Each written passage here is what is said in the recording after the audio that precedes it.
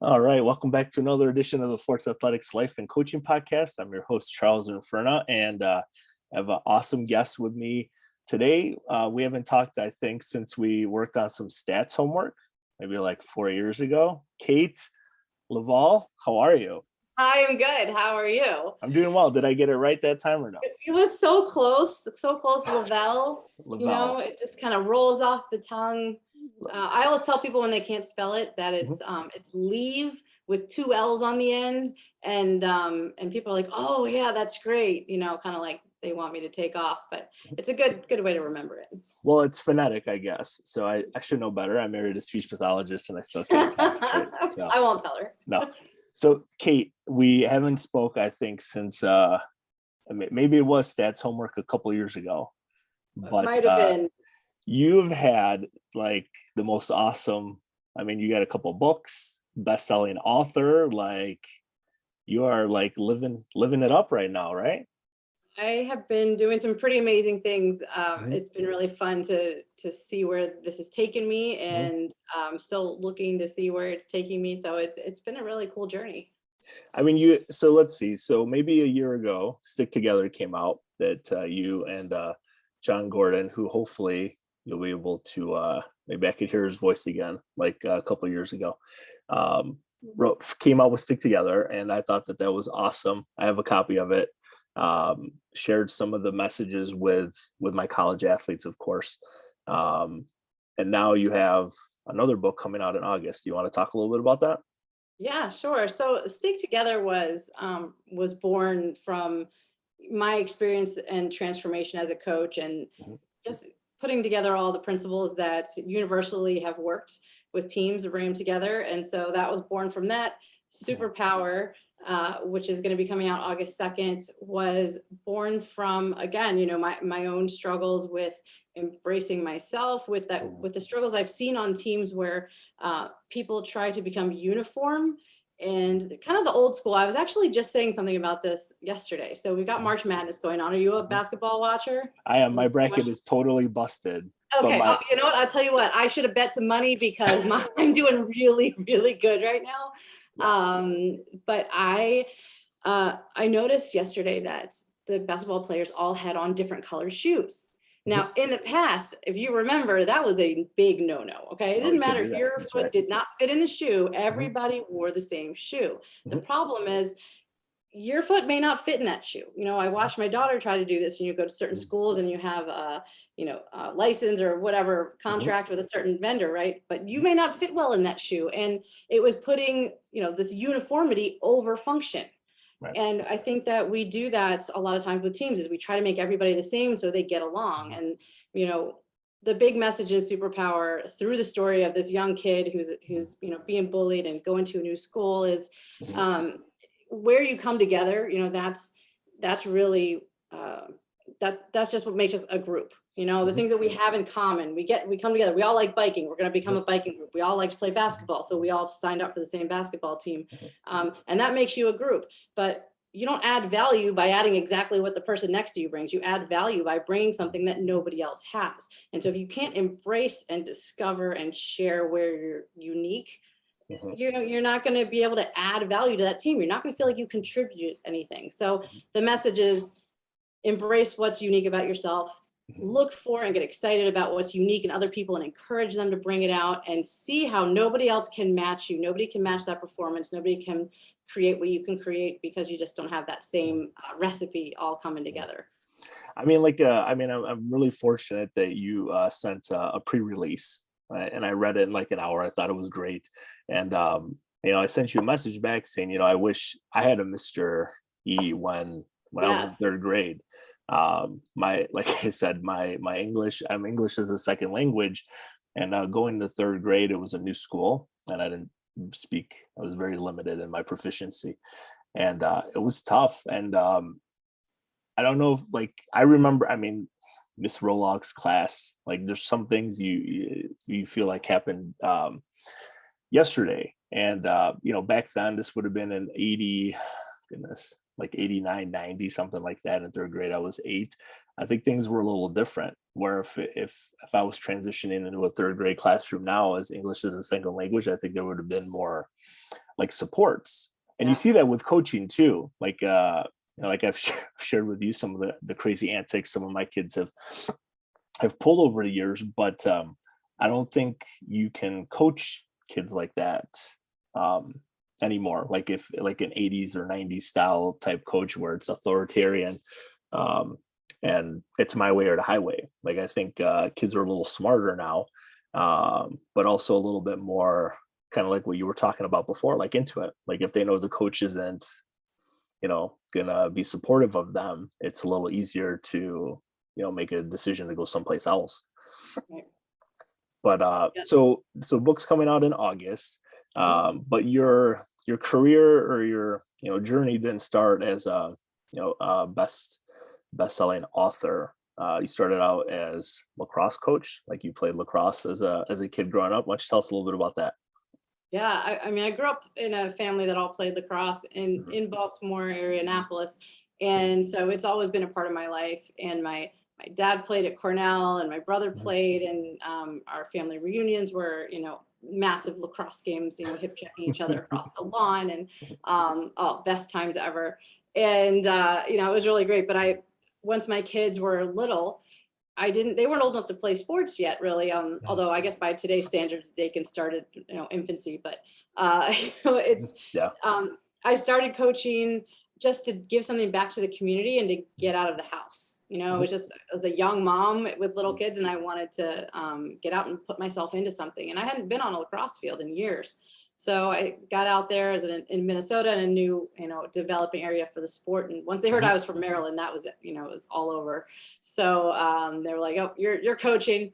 Mhm. So I got into coaching and just absolutely fell in love with it, and discovered that I was very, very good at teaching the skills and Mhm. reading people, and seeing where they needed to fit, and making corrections that were the most important corrections, so that our learning curve was very steep. And it was a really fun journey, but I discovered that I was very ill-equipped for the drama of girls and and parents, and just assuming that parents would trust my decision making. And I had a bit of a wake up call on Right. that.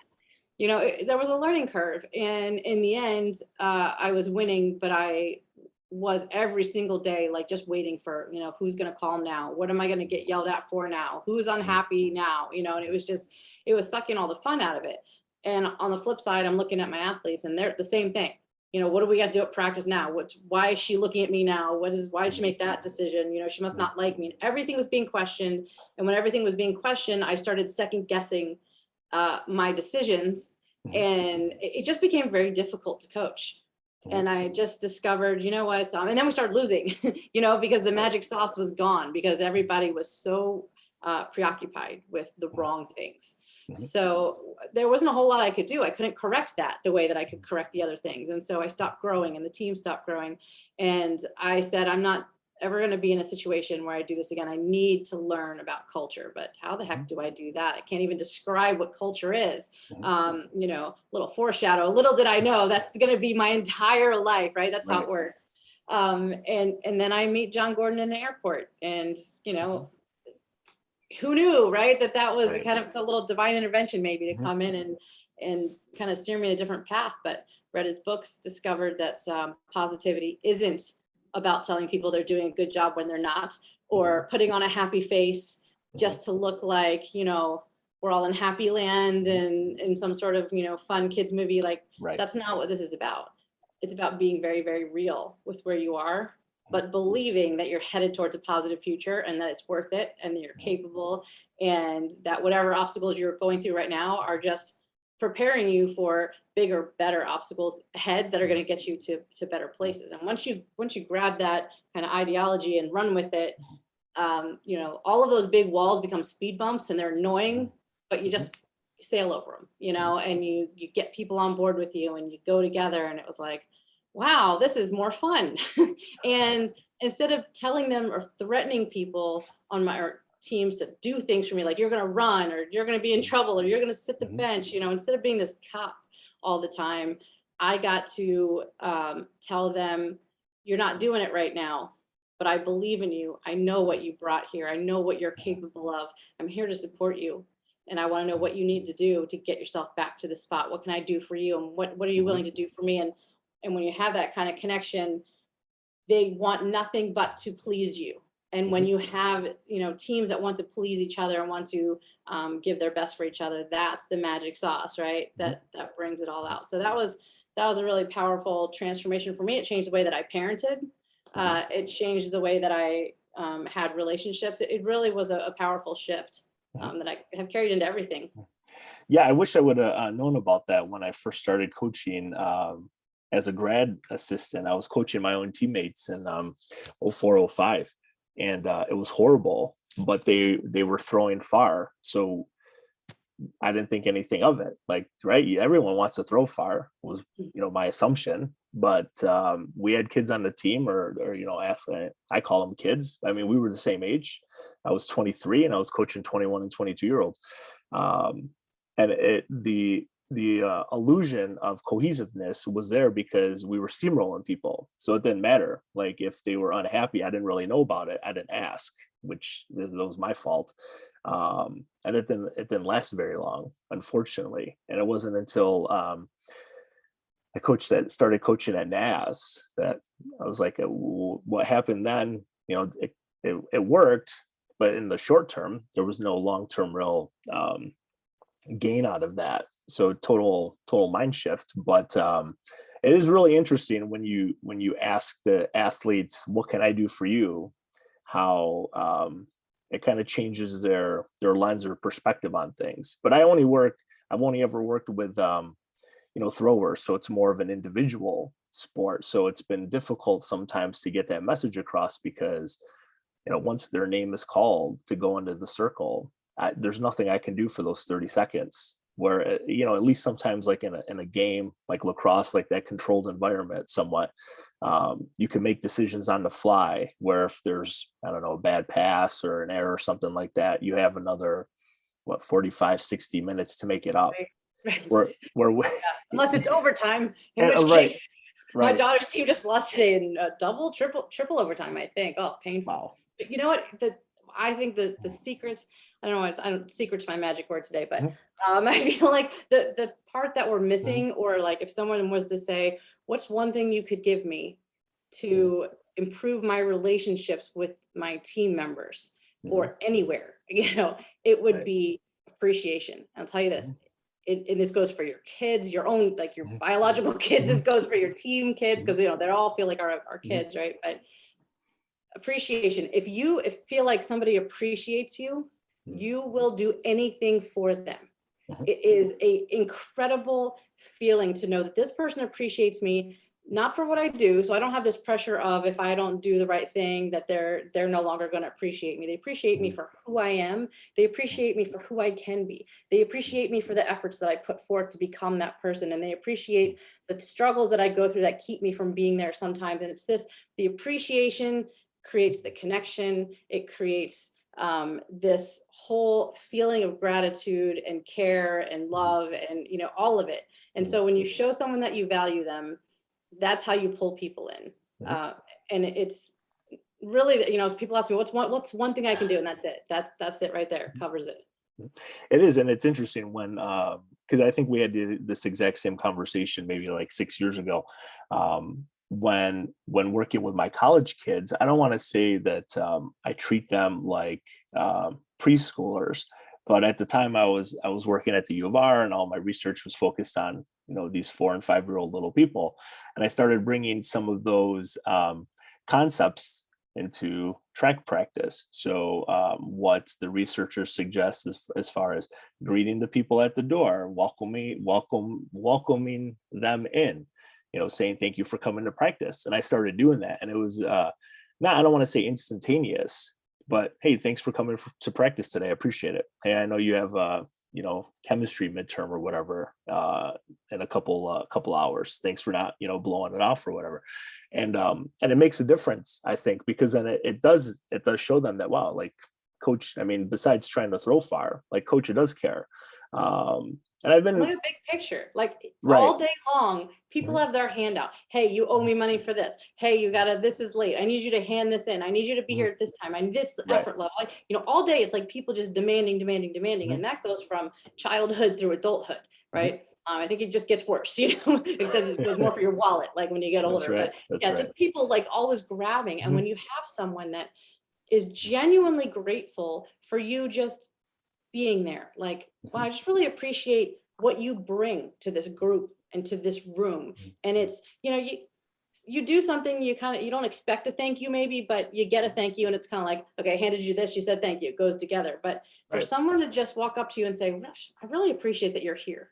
I really appreciate how you did that today. It really made a difference. You feel like you contributed. You feel like it was noticed. It's just all of the things that make you feel good. It builds your confidence. And that's why I'm saying it. All of these things that you want to have, it starts with appreciation. If you're in business and you want something from somebody else, you have to appreciate the work they're putting in to do it. Yeah. Is it their job? Absolutely. Do you have to say thank you? Nope. But if you do, and they have 10 other emails, I guarantee you, they're going to do it for the person that's going to appreciate it first, 100% of the time. Yeah, you should. Well, never mind. I'll hold that thought. I don't want to get in trouble. This is my next book. Are we? I think I already, the idea is already popped in my mind. But so talk a little bit about, like, before we were talking before we hit record on how I've talked to these Olympic caliber athletes, and some of them have gone to the World Championships and Olympic Games and things like that. And there's always a little bit of, I don't want to say luck sprinkled in, but there's a little bit of like, well, I knew this person, so they invited me to train at their camp, or I was able to stay at this person's house or whatever.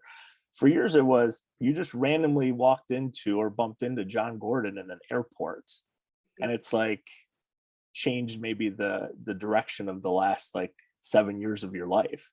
Yeah. Like how tell me about, like, so you're just walking in the airport and like, wait a second, I know that guy because he wrote that book, or like how is this like a movie? Even weirder than that. It's even weirder than that. I didn't have any idea who he was. So he came over and talked to me because I had on all my USA lacrosse gear, because I had just come from teaching at Coach's Certification Clinic. So we're coming back from, I believe it was Cleveland, and which I always want to say Cleveland. Did you ever see Howard the Duck? I don't know, the horrible 80s movie. Okay. This just always stuck with me. Yes. So anyways, I was coming back from there. He was coming back from the combine, and we were both on a flight going, where were we? We were going to Atlanta. And then I lived in Atlanta at the time, and he was continuing down to Jacksonville where he lived. And so, he just walked over and started talking to me, and he told me he wrote some books, and I was like, that's great. I was like, maybe I can help tell some people about you. I had no idea who he was. Now, I did have a copy of One Word at home and didn't even realize that's who wrote it. And someone had told me about him before, and I hadn't put it together at all. And so, he said he would send me some books. And when I got home and figured out who he was, I was like, oh, okay, great. And I read the books, and it was just like, it just fed my soul. It was all of the things that were very simple, but I don't know the last time you pick up something and the whole thing is just it's inspiring and it's positive, and but not in your face positive. It's like, you just get excited when you're reading it. And, he has such a gift for that. So it was, I was coaching a new team, and I needed something. It was right exactly in the time of my life when I needed it. And I said, I'm going to test these theories out, and I'm going to see how it works. And obviously, if you've read Confessions of an Imperfect Coach, it worked very well. And it took a few years of practice. It's like a muscle, to really get strong. I couldn't go back to the old way of coaching. Even if I tried, I don't even remember how that thought process was. It's so ingrained in me now. Not that I'm perfect, because I still have emotions and, all the human things, but I definitely have changed how I approach things, and my perspective has changed. And I'll say that after, I've had several events that have changed that. And I know, some of them, I met Jon, I coached a team. We had, the most phenomenal season ever.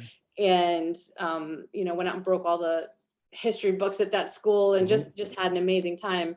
And then in 2014, I had my shoulder surgery and had a pulmonary embolism. And so I had my kind of brush with death, in that point, and that struggle I had for the next 2 years, trying to get that all stabilized, on and off. And so just a lot of crazy stuff going on. And then, I moved a couple times, so I had some different teams. And then in 2019, when I was coaching a college team, I took a head coaching position out in Colorado. One of my athletes actually passed away in a car accident, right at the start of the season.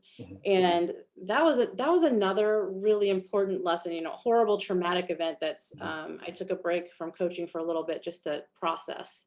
And like I said before, these kids are your kids. They feel like your biological kids because you spend so much time with them. When you're not with them, you're worrying about them, right? Planning for them, or, it's just becomes this kind of family. And one of the takeaways that I needed to have hammered home a little bit more was, one, that each moment does matter. Because we don't know if that's the last moment, for us or for them, or, and I don't want that to be morbid. I just want it to be like, hey, you got to live in the present, and you got to make sure that, that every interaction is based around your purpose and your principles, and not just your mood and how that shifts those principles. Even if it's like, your body stays in like the state of homeostasis, right? Like it's always in between these narrow limits. And so same with our principles and the way that we approach things. So it's an area, and sometimes we get a little close to the edge of that area, but we have to stay inside of that and really keep ourselves in check so that we don't let emotions completely derail us to somebody that we're not, which makes, of course, your team reactive. We don't know what coach we're getting today. So all their energy goes to, which athlete should I be? What do I need to do to deflect what's happening in coach today? Well, first I have to read what coach is doing. How are we focused on what we're supposed to do when, that's our whole practice. So that whole thing just got kind of illuminated for me, that and connect, it matters. It's okay to tell your athletes that you love them. I have never failed to tell my athletes that I love them since, I did before then that year, and I still do. Because when you're correcting people all the time, it's very difficult to be absorbing that, and we have to balance it with, I'm correcting you because it's my job to correct you. I'm not correcting you because you're not good enough, because I don't think you can do it, or because I just think you're failing. I'm correcting you because I see you here and you're here, and the correction is going to level, bring you up to that potential. And so I have to constantly remind you, I'm doing this because I love you. I believe in you. I'm here for you. We're in this together, not because I'm going, like, not the conflict here. It's like that coming together. So that was a big lesson for me. It's so interesting because I get in our area, it's like all the same coaches and stuff, and most of them I competed against in college. And I don't want to say they kind of like tease me about this stuff, but there's always like some comment about this blog post that I wrote, or some Instagram thing about caring about your athletes, or how I engage them and things like that. And then I take a step back and I'm like, okay, like that works for me, like that works for the kids that I have. They've never really said otherwise. And then like as a throwing coach, I'm judged based on like how far they throw at a meet, and it's instantaneous, whether they throw far, whether they win, whether they make the finals, whether they don't, like, and then you start over again. And it is a constant, like I find myself trying to act more as a teacher sometimes, or counselor the last couple of years, what I've realized more than anything, because once they realize that their coach cares about them, they'll tell you anything. And some is better than others, and some we've had to take it up because like I'm not a trained like social worker or anything. Sometimes like they tell you a little too much, but that's okay. That just means they're open, and you have to pass them along. But it's true. I've definitely had some conversations where I went, oh, I'm going to need to bring somebody in on this because it's a little heavy for me. But and I let them know that ahead of time too. I'm like, like, hey, listen, like this is getting a little too far. Like, when it comes to like grades and like academics and maybe extracurriculars, like that's a non-negotiable. Like we can't do anything as coaches, and that, like we can't. I would never talk to a professor and say, you know what, maybe that that D- should be like a D+ or something. They're really nice. Just let it go. Seriously, right? They try and go to class all the time. Like I can't help it that they don't show up or whatever. But But for the more of like the interpersonal stuff, like I've noticed that more over the years. And I don't know if it was because I didn't pay attention at Fredonia when I first started coaching, or whether because I was 23, but I and it pains me to say it out loud. Like I don't ever remember having like a strong, like deep conversation with any of my kids. Like I mean, I don't want to say they were superficial, but okay, how was class? Great. Okay, let's move on to our drills for the day. Right, right. Where now it's more of like, okay, like how was class? Like how are things going? How's life? Blah blah blah. And then we get to throwing after the fact, and it just, I don't know. I don't want to say kids are different. Like I just turned 40. So like I remember how I was coached in high school. I would never have had a conversation like some of the ones my kids have had with me with my high school coaches. Like it just wouldn't have happened. Like You see it. the relationship wasn't there.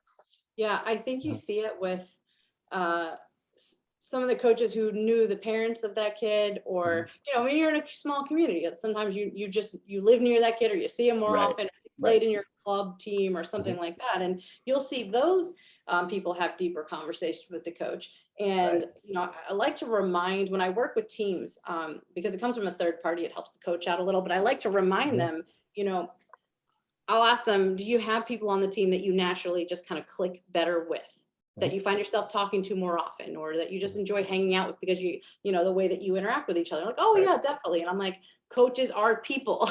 Sometimes we talk more and joke around more with certain personalities because we just gel with them, and some are a little bit less, and that is going to be the case. And there's some that I've known before and haven't, with others. And so the part that we have to own as coaches is that we have to realize we need to make an effort to connect with the ones that we don't gel with as much, with the ones that are quieter and you have to go seek them out, with the ones that have the difficult parents, or they're difficult, or there's always, it's causing drama, whatever it is. But we need to make an effort to balance that, rather than going with the path of least resistance, which I have found in coaching, the easier it feels, the bigger the blow up will be down the road. The smoother the surface. I know you've seen this in my books with the apple, right? Your apple can be shiny and waxed and beautiful, and you pick it out and you're like, this is the one. And then you open it, it's full of worms. And eventually those worms are going to rot the outside. So you can't just keep polishing the skin on the apple and be like, look at how great this is, while you're being, destroyed from the inside out, which is what toxic culture does on a team. So it's really powerful. Do you notice, I was just writing because sometimes I think of things that I was going to forget.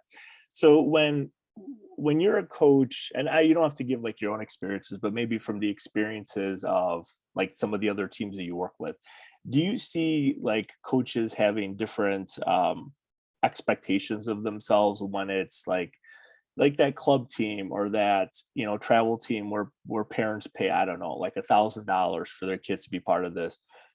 Do you think the expectations for the athletes and the coaches are different than, let's say, maybe at like the college level, where you might, you're there, maybe your scholarship team, maybe not, but like so for example, like I coach D3 throwers, right? Like I'm not really as concerned, like if we don't, I don't know, win a conference championship, if I don't have a shot putter that goes to nationals, like I'm not as concerned that I'm going to lose my job or I'm not going to ask to go back, because it's just, the way I guess it's been for my experiences. But do have you noticed differences with the people that you've interacted with? Like, wow, like if I'm a parent and I'm paying, X amount of dollars for this travel team, like it's a little heightened, like, what do you think? Yeah, absolutely. You know what? There's, one of the reasons that I always have pushed for rec teams is because of that exact dynamic. And so there's a certain point where, and I'm not saying this is unfair, because I've been on the parent side too, where you invest a certain amount of money, you expect to get an ROI, right? I'm putting this money in, then I expect to have my kid be on the field. I expect my kid to have, training that matches the level of money that I'm putting in here. And because the things are so expensive, it's no longer like, oh, well, I paid $50 and whatever. I mean, I know people who have mortgaged their house to pay for some of these club teams, some of these schools.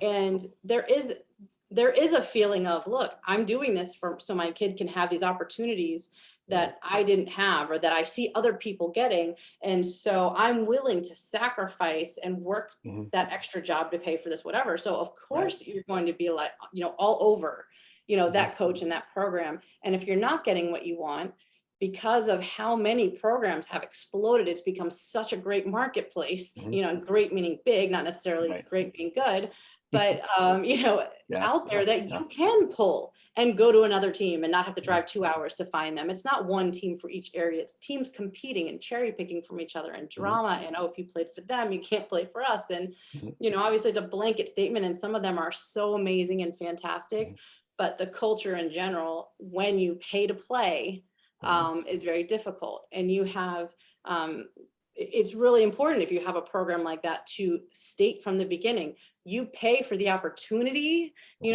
but we play our best team. Or it might be everybody who pays is going to get on the field, and when it becomes close, we'll put our best roster in. We'll always try to win, but our philosophy is everyone plays. Whatever it is, it's not wrong or right. And we could probably argue wrong or right, but it's about, have you disclosed what this is, and do the parents understand, that, hey, you're playing for this travel team.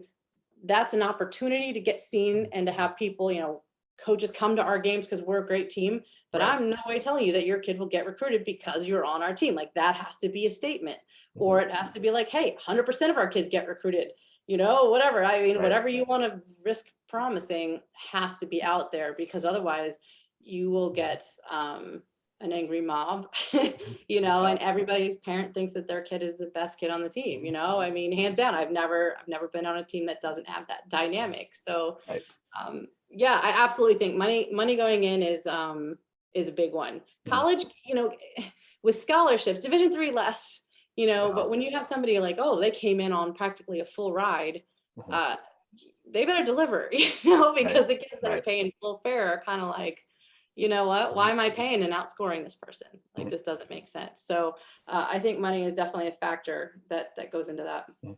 Yeah, I don't know, it's interesting. We like, our oldest is 8, he's gonna turn 9, so we really haven't, like, we just do rec baseball. Like, I volunteered for soccer. How's that? You're laughing already. I'm like, oh gosh, how was that? Well, no, it's just it's great. Like, I played soccer in high school, so I kind of had a little bit of background. But they're like, see, our do you tell the kids, like, well, when I played, I was no, I could have gone pro, man. That's no. They're 4 to 6 year olds, so it's basically, you can tell them, then they won't know. They have no idea. No, especially my 4-year-old. Tell them you were pro. Care. I mean, yeah, right. They but you just kind of like roll the ball out, like teach them how to pass a little bit. You blow the whistle, and it's like, goldfish or minnows. They just chase after the ball, and there really isn't anything. But we have friends that they play like the travel hockey, and they invest all this time, and they're like gone. And I don't know, it's just interesting how, like, the perspective might change. Like, my parents, they put my brother, like, we did everything, like, as little kids. And then when my brother played D1 baseball, so it was a little bit more serious for him. But I remember I was in college at Fredonia, and they would be traveling every weekend to, like, Baltimore, Washington, DC for him, or with him. I mean, it was for him to, get the more exposure and stuff like that. But it was like, I don't want to say cutthroat, but it was like baseball. Like, you just have certain pockets, and we never, like, played into that stuff. But with track, I don't know. I've never, like, at the college level, like, I meet parents at the meets and things, but I don't know. I don't know if it's just because it's like, it's more. I'm gonna tell you, I had an athletic director that was a track coach, and trying to explain to him why I had to make cuts, because I cannot have 70 people on a roster was a difficult conversation. It's like, well, we never cut. And I'm like, I don't have an entire stadium and 50 people to run the thing, and like, I gotta have uniforms, and it doesn't work. Like, there's caps on the high school league. It doesn't really work. But I think I've seen the same thing with track. I remember being at Adams State. Adams State has a fantastic track program, unbelievable. And sometimes we got to play in their, it really was theirs. It was the bubble training, the altitude center. And so Alamosa is already high altitude, and then you go inside of the altitude bubble and just kind of pass out. But they, I was talking to the coach, and I said, hey, I have a lacrosse player that's whose sister runs track and she's interested. He's like, oh yeah, I never turn away, an athlete. And he's taken anybody who wants to run and turning them Right. into these incredible runners. And so there's so much more to it than what you think when people pull in those players. I think it's pretty incredible. I do. I think, I mean, at this level, I mean, there's probably national champions on every campus that they just, for whatever reason, they got disenfranchised with whatever situation they were in high school, and they just, go to school and do their thing, and they're not really interested anymore. But I was going to ask you, when you were doing your coaching ad for national lacrosse, is there anything, like, as part of the curriculum, do you spend time talking about like culture and developing relationships and things of that nature, or is it just more of like tactics and skills and how to coach certain box situations? Or I'm not as familiar with the lacrosse Yeah, terminology as you can tell. absolutely. So, it's morphed a little bit. I know they have a youth athlete development model. I was there for a little bit when that was being pulled together, and then I was just kind of busy with all the Jon Gordon stuff. But there was a classroom section. When we had a full day training, you spend half the day in the classroom and half the day outside. And the outside part was going through skills. And then we'd go back in and watch some scenarios and talk about skills. But the first half of the day, we actually had gotten a cooperation with Positive Coaching Alliance, where we were able to, even though we weren't officially Positive Coaching Alliance trainers, we were trained to deliver the material. So it was built into that day. So we did talk about culture, and we talked about just fundamentals of coaching, and how important those relationships are, and all of that. And it's nowhere near as in depth as like what I do with Jon Gordon now, and all of his power positive leadership, because that is that's really, you leave there with the tools. This is more, it was a little bit of an overview, but just kind of a reminder of, look, there's another way to do this, and then the way maybe you were taught. And when I did a poll on Twitter, which is probably not the most, you're the research guy, not the most scientific. However, it gave me some feedback, and I just said, how did you may remember this. I said, how did you get trained to be a leader? Was it that you went to a training? Is it, this is what was done to me when I had a leader? Or is it just trial by fire, and you're like, I'll try this and see what happens? And zero, and I know people have had leadership training, but zero of the people that responded said because they went and got trained. It was either the most popular answer was, I'm doing what I experienced when someone else led me. And that is how I coached as well, because my coach was very successful. So I said, great, I'm going to do what she did. But she didn't have a very good culture. And I just thought that was the dynamics of the team. We hear so often the team get blamed, like, oh, they're really dramatic, or, oh, they're this or that, or oh, kids these days, they're so hard, we can't, we can't coach them. And it's so easy to pass the buck and blame the kids. Like, well, did you teach them, what your expectations are and how to interact with each other, or how to approach you, or did you just yell at them for doing it wrong and then make them go run sprints? Like, where's the correction? And so that ownership piece, I think, is but there's so much of people are just going out and doing whatever they saw. Yeah, well, I asked just because like USA Track and Field, like I'm kind of affiliated with, and USA Weightlifting, and there really isn't much of like interpersonal relationship development until you get to like so USA Track and Field level 1, level 2, level 3. Level 1, like you could go get level 1 certified. Like, you really don't need like a track background or anything. But then once you get you have to have 10 years of coaching experience and have had some success. You have to like apply for it.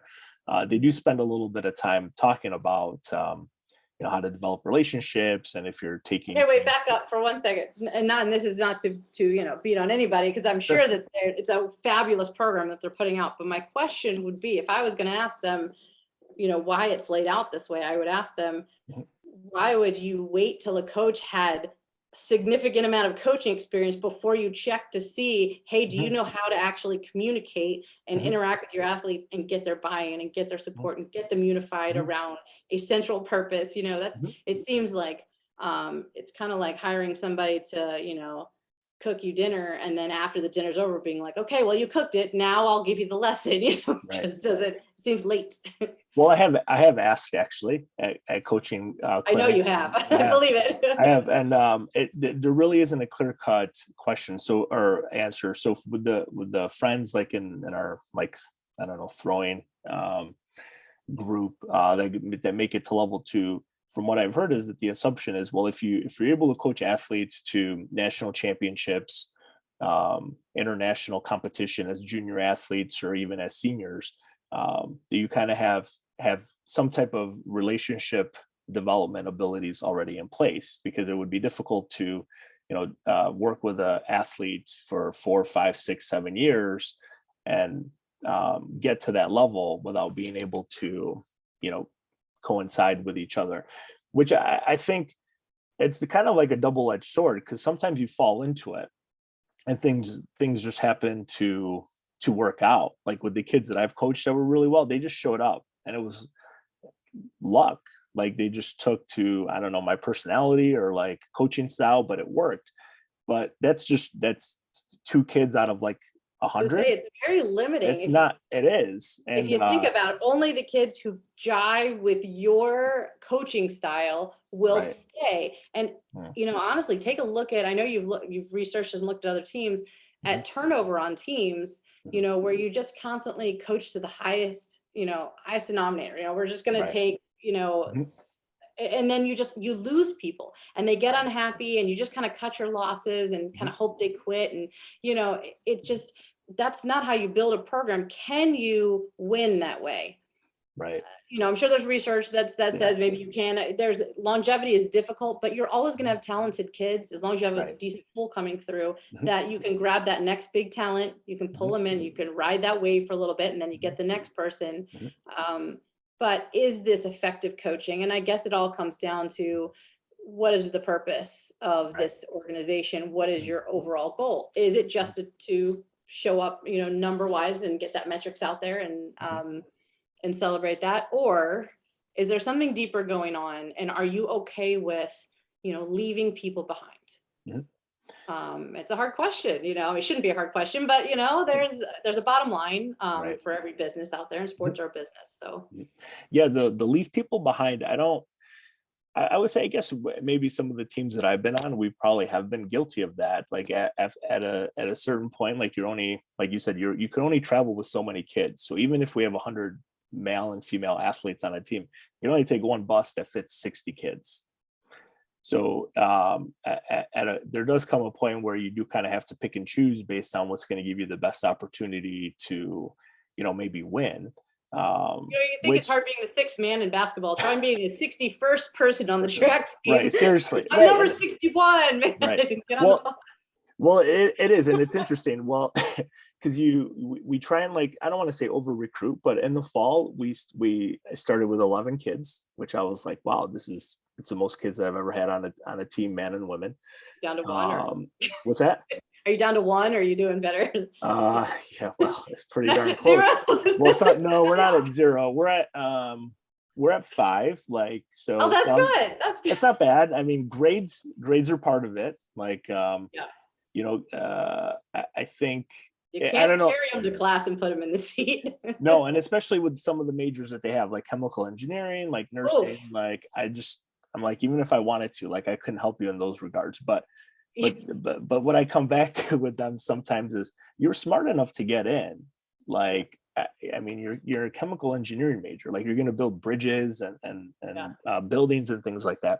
But the other thing that I've noticed, and I don't know, maybe if it ever comes up in some of the power of positive leadership training that you do, is, so our freshmen and sophomores on campus now, they're the COVID kids, right? They were the juniors that lost their whole junior year, and then had a partial senior year last year, and then they show up on campus with, maybe they didn't have expectations or accountability in high school. Like, that's, I see it on the data side now, where like New York State, they didn't take Regents exams last year. You don't need to take an SAT and ACT. So they walk onto campus with, nobody's really there to hold their hands sometimes. And I love our professors, but some of them, like, they don't care. Like biology, 200 kids, like, they don't know who Charles Inferna is. Like, right. But like, have you, like, noticed that? Like, is there, like, does it come up? Like, oh, like these kids these days. Well, these kids like had their lives changed 2 years ago, like everybody else. Have you seen that, or have you noticed that over the last, at least a year or so of working with Jon in that capacity? What I've noticed the most with just going on with the kids right now, and I have a kid that went through this. So my daughter lost her junior season, Right. and then transferred schools when it came down to Florida so that she could play her senior year, and then looked at programs that she thought she was recruited into, or on their short list or whatever, and they end up getting a fifth year. And so rosters are completely full. In fact, they're trying to hold on to the ones that want to stay for their fifth year. And so all these kids that spent all, their whole life trying to get recruited are now finding doors closing. So they lost, their high school, and now they're looking for places to go. And so I'm watching this scramble, and the coaches don't really know what to do with it. They're starting to figure it out, but there's just a lot that went on with that. And I don't remember how the question was blended into the leadership things you're going to ask me. Sorry. But anyway, that just sparked that. I mean, these kids are there's definitely an element of that these kids are lazy, or they're taking they're entitled, and we've been hearing that for a long time. But they're entitled if you allow them to be entitled. You get what you tolerate.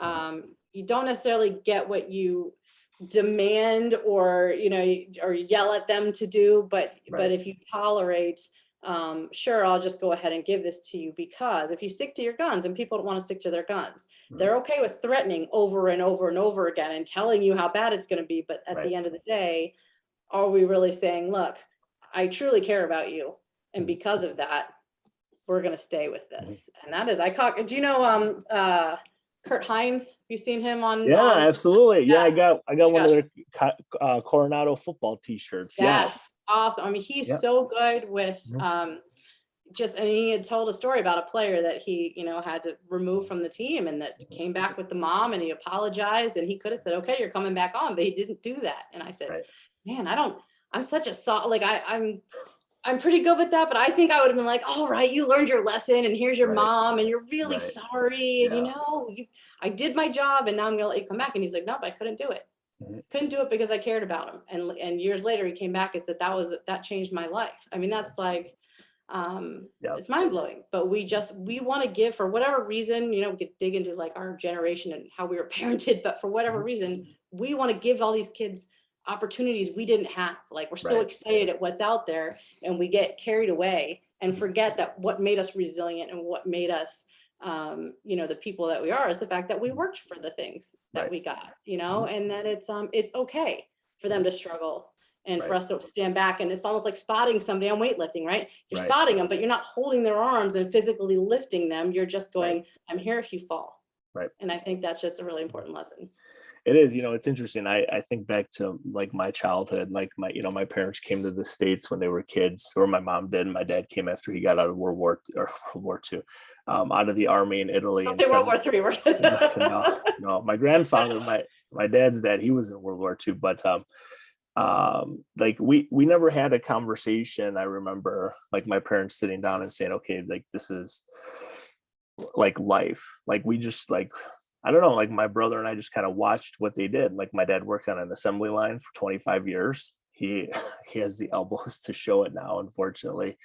But like that work ethic, like I felt bad in Fredonia. I almost got kicked out, and I got a letter sent home between the summer of my sophomore and junior year saying, hey, listen, like if your GPA drops any lower, like you're out of here. And I intercepted that letter at home. I don't know if my parents ever found out about it, or if they got a call.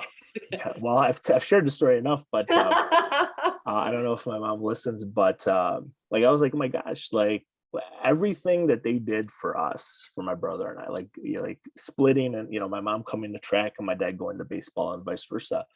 Like I felt like I owed it to them, like after the fact, like, geez, I'm gonna get kicked out of Fredonia. Like, and it wasn't because I skipped class for like extracurriculars and things. Like we were playing video games, Kate. Like I didn't care if I had class 2 to 2:50. I can't go to class. I got to get ready for practice. I wasn't even good in college, but I had to get ready for Mario practice. Kart. I mean, not Mario Kart. Mario Kart was not. Mario Brothers. What was No, we played N64, so like Yes. WrestleZone and things like Okay. that. But So it was Mario Kart. or it I was was Mario right. Kart, yes. Bond, all of those. GoldenEye, Okay, I yes, get all you. day. Yep. But then I was like, oh my gosh, I can't do that. Like and it just and then like conversations, but I don't know. It's really interesting. Like thinking They back to look that time. entitled, but look at what Yeah. through a certain lens, you could say they're entitled because they want to have all these things, oh, like Right. if somebody says they're sneezing, they get to stay home now, like Right. you become, everyone's tired of hearing COVID as an excuse, like, oh, we're short staffed, because of COVID. Meanwhile, you Right. got people applying and they're like, we don't want to hire anybody right now. Right. People get tired of the excuse, but you have to put on a different lens and you have to see Mhm. what did they lose? What is the circumstance, that they've grown up in? And, the research will be interesting for the kids, the younger kids who are Yeah. experiencing this, where this is all they know. Mhm. And so I think that we have to take into account, you know, what's happening around them and what they've been through. And I Mhm. don't think they would tell you they're entitled, because I think they would tell you, man, people have just been taking away everything I saw as a kid in Right. my role models that I thought I was going to have and I worked Mhm. for. And, maybe I am entitled because I got robbed of all of Right. this hard work. And so the entitlement looks like it's lazy. And on the other hand, there's a little Mhm. bit of a chip on their shoulder. Right. And so giving them the tools and strategies of how can I take that back? No, we can't change the circumstance. And yes, I will acknowledge that that was extremely difficult for you to miss your graduation and your prom and your last season of school, or, Right. all of those Right. things, all of that impacted you. And for many kids, lost friends, and, Mhm. there were a lot of bad things going on, right, with these Yeah. kids. So we have to acknowledge it, that Mhm. it was difficult. And then we have to give them the tools instead of just telling them you're entitled.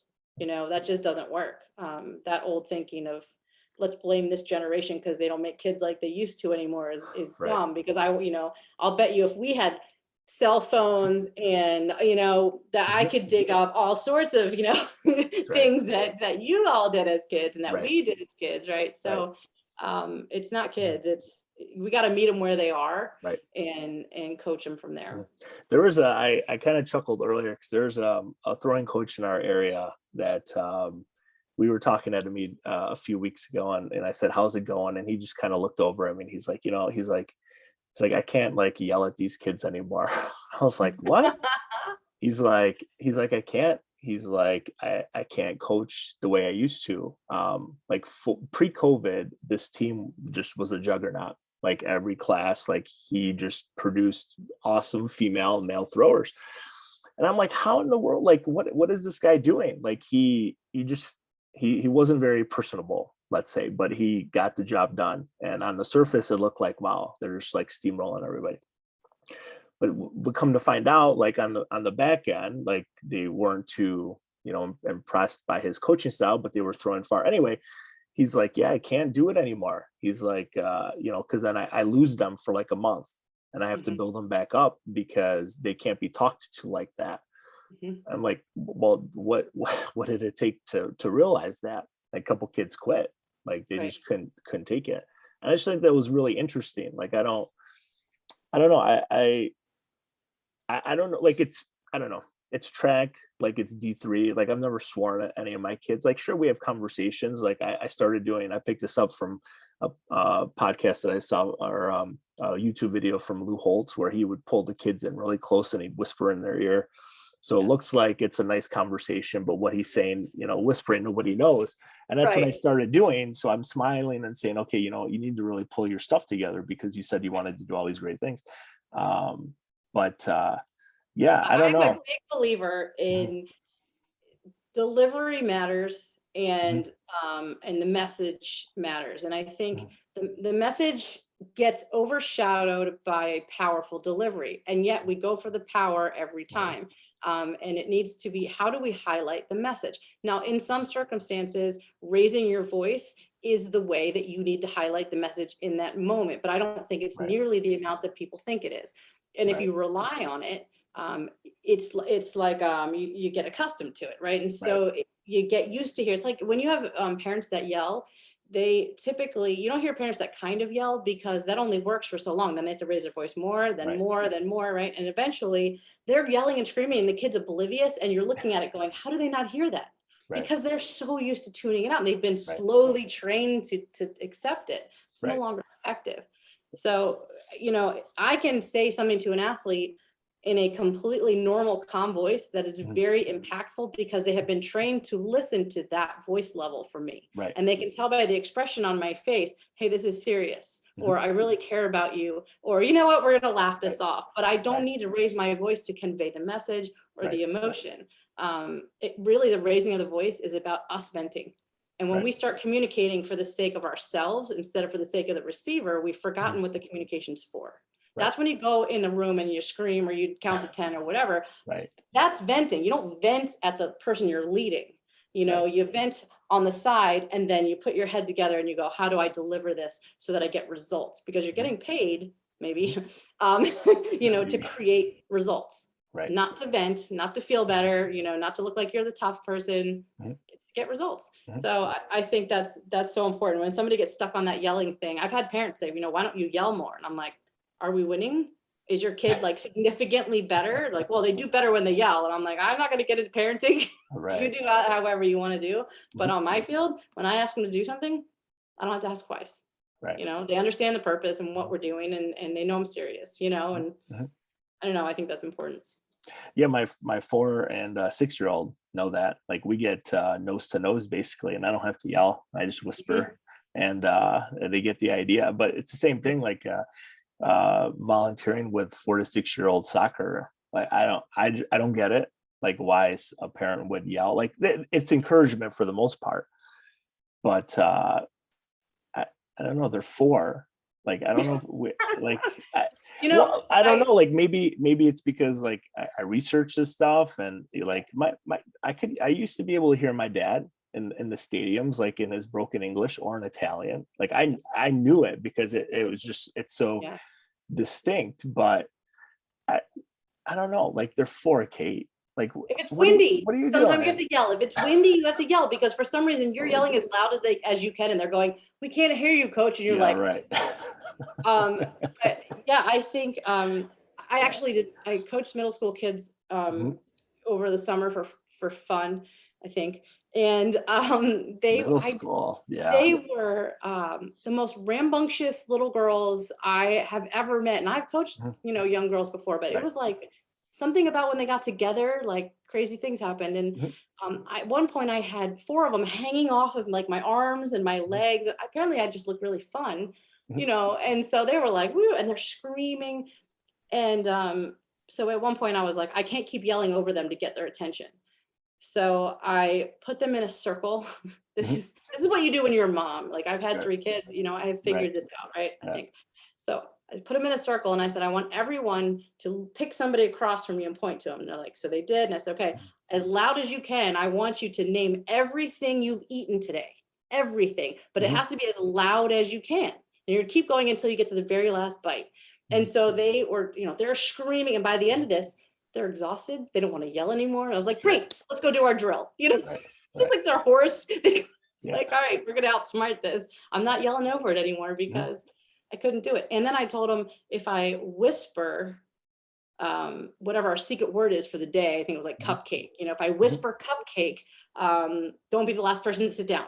Or you're gonna do Mhm. 10 jumping jacks or something, and Right. so they were listening for me to whisper, so they weren't the last person. Mhm. I mean, you learn how to get buy-in and get excitement about what you're doing, and then Mhm. they're watching and waiting for it instead of constantly trying to reel people back in. There's nothing worse as a coach, I mean, you've got to agree with this, right? Like, Mhm. than feeling like you're pulling people to their potential and Mhm. that you want it more than them.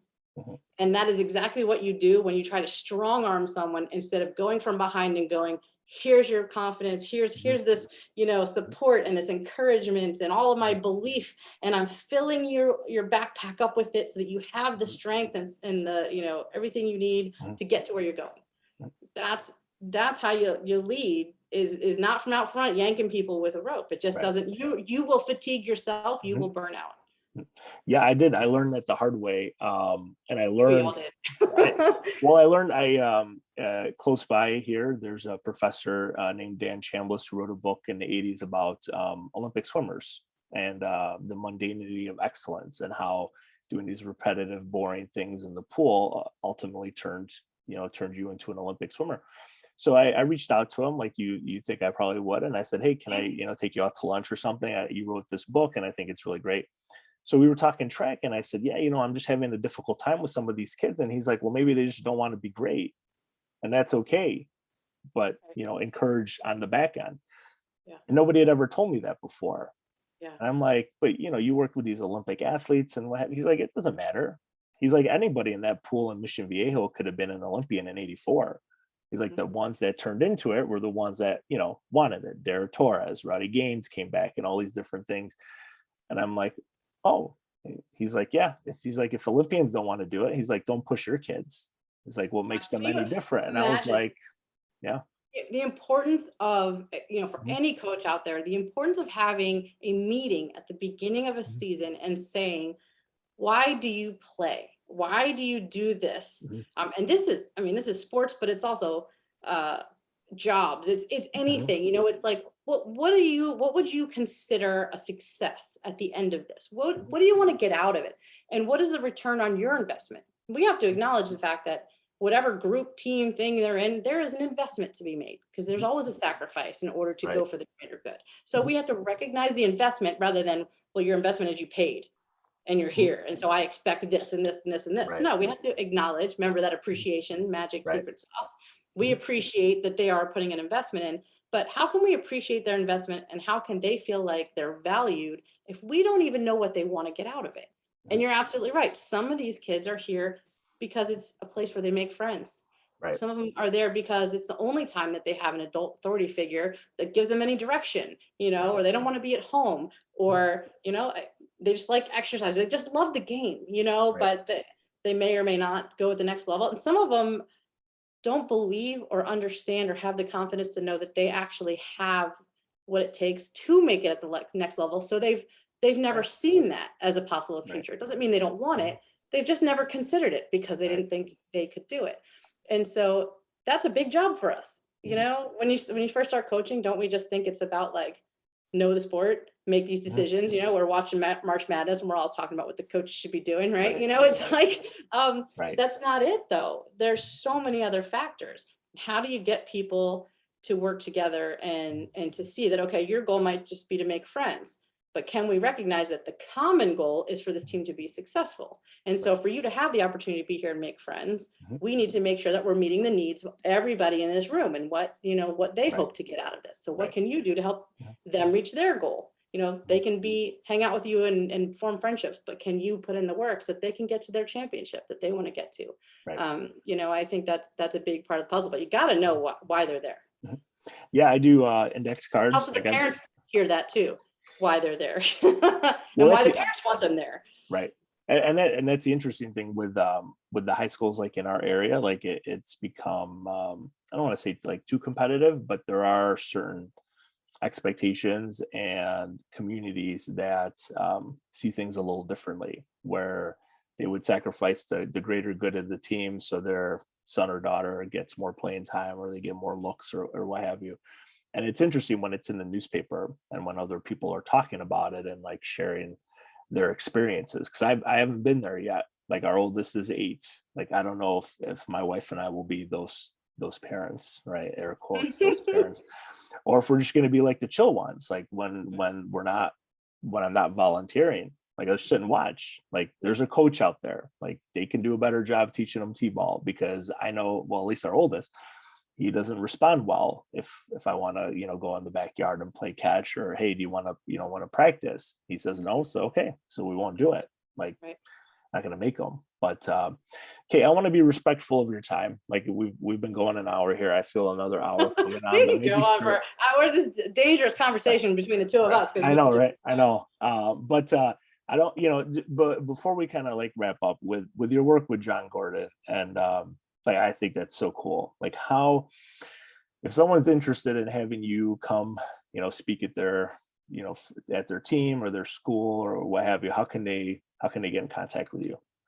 Yeah, absolutely. The probably easiest thing to remember is you can just shoot me an email at kate@jongordon.com. Mhm. If you can't remember that, kate@katelavell.com might be easier. But Sure.